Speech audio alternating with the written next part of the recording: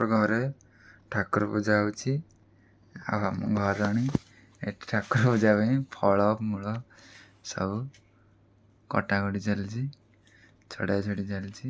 ସେଉ କଟା ହେଇଗଲାଣି, କମଳା ଛଡ଼ିଆ ହେଇଗଲାଣି, କୋଳି ଡାଳିମ୍ବ ଏଠି ଛଡ଼ିଆ ହେଲା। ଡାଳିମ୍ବ କେମିତି ଛଡ଼ିଆକୁ ଶିଖ?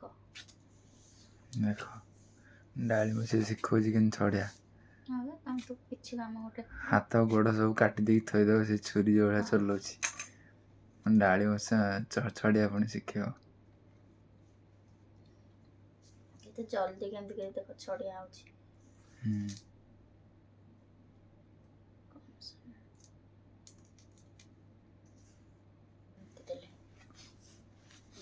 ଏତକ କିଏ ଛଡ଼େଇଲା ସବୁ?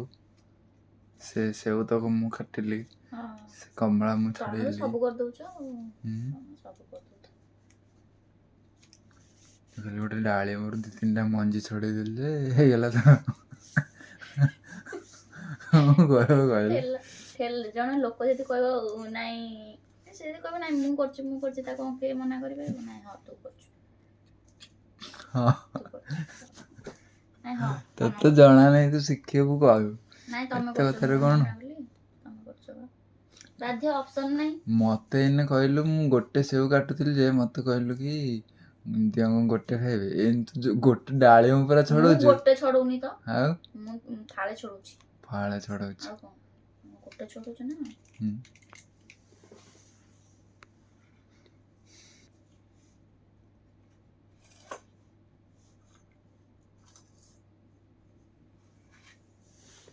ଷ୍ଟିଲ୍ ଚାମଚଟା କୁଆଡ଼େ ଗଲା? ଧୋଇକି ଯାଅ। ସେଠି ପାଣି ଅଛି ପରା।